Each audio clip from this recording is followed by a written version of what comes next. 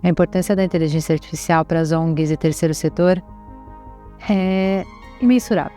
Eu diria nesse primeiro momento, por quê? Porque a inteligência artificial está aqui hoje, ela está democratizada, nós temos um volume de dados enorme, no qual a gente consegue analisar esses dados de forma muito mais rápida e ágil.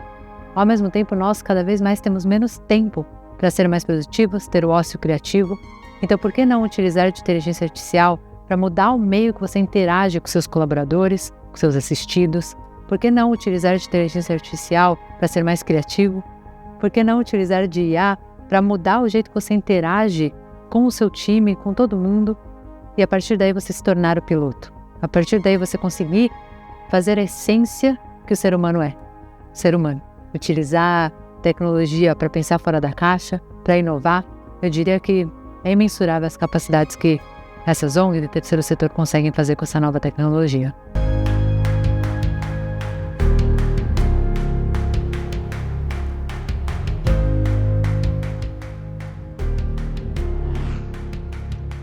Que honra estar aqui hoje falando para vocês. Só para me apresentar, meu nome é Stephanie. Hoje eu lidero o time de soluções de Azure aqui na Microsoft. Azure é a nuvem da Microsoft, né? Então, dentro do Azure nós temos as capacidades de inteligência artificial, como o Azure OpenAI. E aí vamos iniciar aqui, né? Acho que esse slide icônico importante da gente trazer, que é a tecnologia de IA está aqui. É no churrasco, é no papo de café. Em todo momento, alguém está interessado em entender um pouquinho mais do que se trata essa tecnologia. E, ao mesmo tempo, como as empresas estão crescendo por causa disso. Vejam todos os valuations das diversas empresas que trabalham com inteligência artificial. Cada vez mais isso tem se tornado uma tecnologia necessária. Mas, de fato, é isso. Eu não sei mais viver sem meu Copilot toda segunda de manhã. Quais foram os e-mails importantes? O que eu vou fazer para essa semana? Ele já me ajuda. E aí, vamos lá para o ChatGPT. Em 3 meses, o ChatGPT atingiu 100 milhões de usuários. Por que isso aqui, gente? Não é porque a tecnologia é legal, não é porque de alguma forma ela faz uma inovação mágica, é porque a tecnologia está democratizada. Hoje, qualquer pessoa pode ter na palma de uma mão acesso a uma tecnologia de IA generativa que pode mudar o jeito que a gente trabalha, pode mudar o jeito que a gente vive. O primeiro ponto que falamos é sobre democratização da tecnologia. O segundo deles é o contexto é fundamental. Quando a gente fala de qualquer coisa do terceiro setor, dependendo da ONG diferente que a gente está falando, tem um contexto diferente. Então, treinar o computador, treinar a inteligência artificial com o seu contexto é essencial. E eu gosto de trazer um pouco da história da IA. Mas a inteligência artificial começou lá em 1950, quando, de alguma forma, Alan Turing queria criar uma máquina capaz de simular as funcionalidades humanas. A funcionalidade de fala, a funcionalidade de pensamento, a funcionalidade de alguma forma de interação. E entendam que isso é lá atrás, né? Então, lá em 1950, criação da inteligência artificial. Desde então, houveram diversas evoluções, gente. Parte de machine learning, que é uma área dentro da inteligência artificial para aprendizado de máquina. Então, de alguma forma, como a gente consegue treinar as máquinas para entender um pouco mais do contexto. Depois veio o Deep Learning, que é ainda mais avançado, porque imaginem que nessa curva de adoção, os dados também vão crescendo exponencialmente. O volume de informação vai crescendo. Então, o método no qual nós vamos analisar esses dados tem que ser ainda mais avançado. Então, por isso foi criada a Deep Learning, no qual a gente, de fato, tenta simular o cérebro humano, as redes neurais, como faz todo o processamento e treinamento de informação no nosso cérebro, e até chegar na IA generativa, que foi esse boom que a gente comentou, principalmente por conta da democratização de tecnologia. Então vejam que hoje todo mundo fala sobre isso, mas lá em 1950 já existia um visionário pensando em como, de alguma forma, capacitar e tornar as pessoas mais produtivas através de uma criação de uma máquina capaz de simular o humano. No final do dia, as máquinas estão seguindo padrões. Para elas aprenderem, elas precisam entender padrões. Eu fiz essa analogia no meu TED e acho muito interessante, no qual eu falo, vocês se lembram quando vocês começaram a amarrar os seus sapatos? Né? Existe um processo, existe um padrão no qual você faz o primeiro laço, depois o segundo laço, você dá um nó. Mas no final do dia, a inteligência é analisar padrões e conseguir replicar. Então entendam que falar de inteligência artificial é falar da capacidade de analisar padrões e replicá-las para uma base de dados muito maior. Quando a gente fala de copiloto, o piloto não deixou de trabalhar. Então, vocês aqui continuarão sendo os pilotos de qualquer tecnologia de inteligência artificial generativa.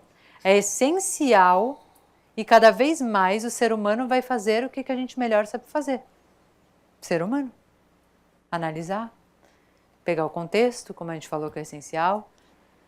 Vocês não vão perder os empregos de vocês, né? Vocês não vão perder a essência, pelo contrário, cada vez mais a gente vai precisar do ser humano sendo ser humano. Tá? A gente acredita muito nisso e a gente vê até, muita gente me fala, né? Pô, Esté, eu vou perder meu emprego, agora com o IA, que consegue automatizar. Eu falo, gente, lá atrás, quando os carros foram criados, os charreteiros fizeram greve em Nova York, não sei se vocês já viram aquele post. O mesmo se aplica aqui, a gente tem que usar a inteligência artificial e até o Pedro falou, né, que talvez é para o futuro, eu já digo que é para agora.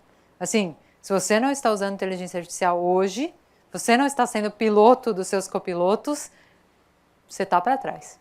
Como mostrei, a IA generativa foi lançada, né, faz mais ou menos 2 anos, e desde então a gente fez algumas análises com diversos clientes, a gente tem clientes de todo quanto é tipo, né, aplicando inteligência artificial, e fizemos uma análise um pouco referente a ROI, né, retorno sobre investimento. Se eu investir em inteligência artificial, quanto que isso vai retornar para mim? Então tem algumas coisas curiosas, né, para cada $1 investido em inteligência artificial, em média um retorno de 3,5. Então, entendam que 14 meses é o retorno, né, 100% sobre o investimento, mas no D0, no primeiro dia, todos os usuários já conseguem ver bastante benefício. Tá? Então, não se atenham aos 14 meses, mas sim à capacidade de ampliar as funcionalidades que a gente já tem como ser humano. O que vocês poderiam utilizar de todas essas tecnologias? Seja, de alguma forma, enriquecer as experiências dos seus próprios colaboradores, que é muito que a gente já tem feito aqui na Microsoft, e ao mesmo tempo que os nossos clientes têm feito com os colaboradores deles.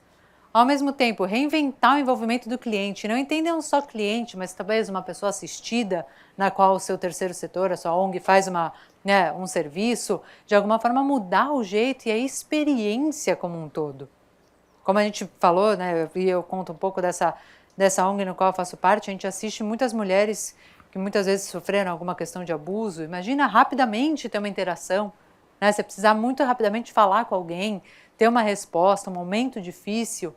Então, seria um segundo caso muito legal de reinventar o envolvimento do cliente, do assistido ou do seu colaborador. O terceiro nível é remodelar os processos de negócios. Eu estava semana passada em uma empresa e eu fiz uma brincadeira, né? Quanto tempo um colaborador demorava para fazer uma análise de dados bem específica. O cara falou assim, pelo menos umas 4 horas, e eu fiz em 5 minutos. Eu falei, você consegue remodelar o jeito que você trabalha. Você consegue focar, quantos trabalhos vocês fazem, né? Ações que vocês fazem por dia, fala, né? Estou perdendo tempo. Então, poderia ser muito mais automatizado e otimizado. Então, esse seria outro ponto muito legal, como a gente consegue remodelar os processos de negócios do terceiro setor. Como a gente consegue remodelar os processos de negócio da ONG, que vocês fazem parte. E principalmente dobrar a curva de inovação. Eu já fiz esse desafio aqui, mas para mim, né, e digo pela Microsoft, um pouco do que a gente tem visto e vivendo, todo mundo tem que incorporar tecnologia e inteligência artificial no seu dia a dia. Só para finalizar, gente, eu queria trazer um pouco da questão de IA nos negócios, né? A inteligência artificial, como eu comentei para vocês, não é algo novo, a gente já conseguiu avaliar o ROI em diversos clientes, então atento, call center, né? Quem aqui tem call center de alguma forma precisa falar com diversas pessoas. Então imaginem utilizar de inteligência artificial no call center, é um pouco que atento tem feito, ou até mesmo, né, eu trouxe o caso aqui da KPMG, a Take Blip, esse caso é muito curioso, no qual eles precisavam mandar mensagem em massa, né? Então no fim do ano você precisa mandar mensagem em massa para os seus colaboradores, para o seu chefe, então ele manda as mensagens automáticas, tem algo muito legal. PicPay, se você hoje interage com o PicPay, também utiliza de inteligência artificial, ou até mesmo no governo, né? A gente tem diversos casos e tem algo muito legal. Eu estive semana passada num colégio, no qual eu perguntei para uma professora quantas provas são corrigidas por mês. E ela falou um número estrondoso, acho que eram 900 provas, isso que é um colégio pequeno, gente. Então a gente fez um caso muito legal com a Seduc, no qual a gente está utilizando da inteligência artificial generativa para corrigir provas mais rápido. É incrível. Minha mãe é professora, então eu vivi isso, da minha mãe ficar sentada finais de semana corrigindo e corrigindo provas. Ou até mesmo na área do setor público, na parte de IA generativa em processos judiciais, o Machado Meyer, que é um escritório de advocacia, utiliza de IA generativa para, de alguma forma, trazer insights mais rápido de processos. Então imagina, o advogado está lá, ele precisa ler não sei quantos mil documentos, me traz um resumo. E eu, tomo uma ação a partir daí. Então esse é outro caso legal, o caso da AGU também, da Advocacia Geral da Nação, no qual a gente também fez parceria. Então acho que no final do dia a mensagem que eu queria trazer aqui para vocês como um todo é algumas coisas, Por que IA generativa agora?